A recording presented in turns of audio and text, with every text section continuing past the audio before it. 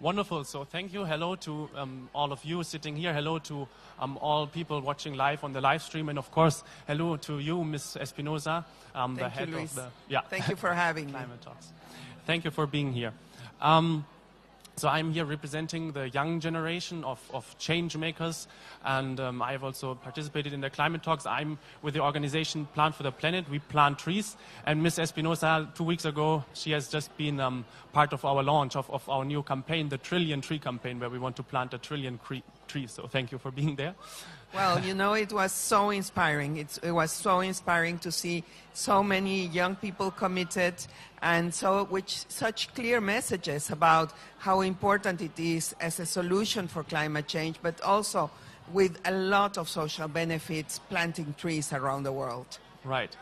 One of my main questions, or what I'm asking myself often, is that, you know, if we look back in history, we have so many generations who really stand out with their, like in 68, with big revolutions, and now we have one of the biggest problems of humankind facing my generation, and so you always have inspiring stories about people of my generation taking on that challenge. So I wanted to ask if you can share one.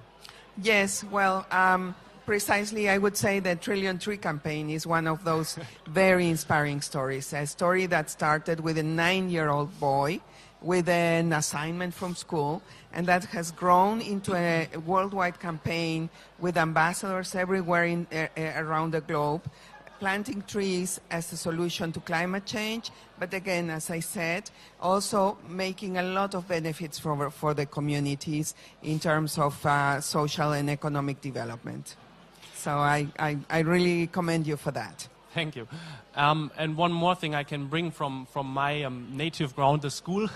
Sometimes if I talk to my school classmates and I tell them about, for example, the social development goals and the big goals, you know, each of them is very big. For example, ending poverty or hunger. They have difficulties taking it serious. So you are talking to some of the most serious people on the planet. So maybe you could share some insight how to. Yeah, well, you know, I think that this is probably the first time that such a broad agenda like the SDGs that has been approved by the United Nations, by all countries in the UN, is now guiding policies and decisions, not only by governments, but also by civil society, by businesses.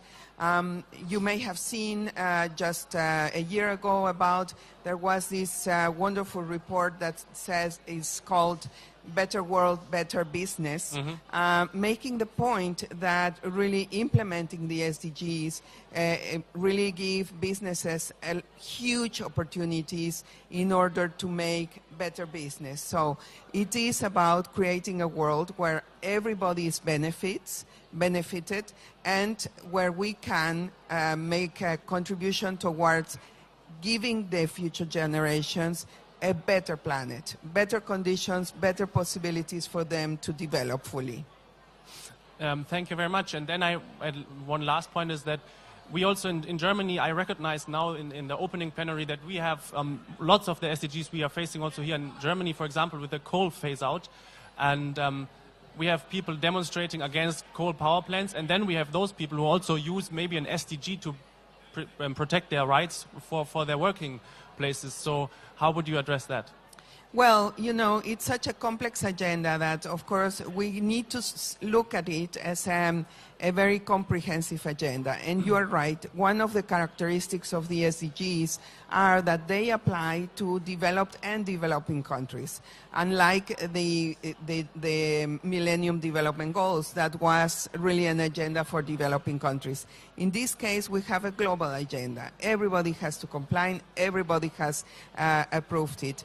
And you have to look at the realities, the specific realities in each country, because putting into place this agenda requires, as we have said and seen here, participation by everyone, but also by the different levels of decision making. So you need to build consensus in order to implement that agenda. And sometimes there are some compromises to be made, or in some cases it implies a transition time. And we have to be very objective in that. we need to realize that we cannot change realities from one day to the other. And at the same time, we have to be driven by the hope that there is the willingness, and second, that the solutions are there. And today, we have so many solutions that are in place. For instance, you talked about the transition, phasing out coal. Well, there are already experiences, even in Germany also, of some places where workers, coal workers, have been retrained and have been given other opportunities to develop. So yes, it is true, they have rights, and therefore their needs need to be addressed, and they need to be made compatible with the way that policies and the world needs to evolve. So it is in their interest. I would say that we need to make always a combination of actions that allows us to address the needs and the opportunities for everyone. Thank you very much for your time, Ms. Espinosa.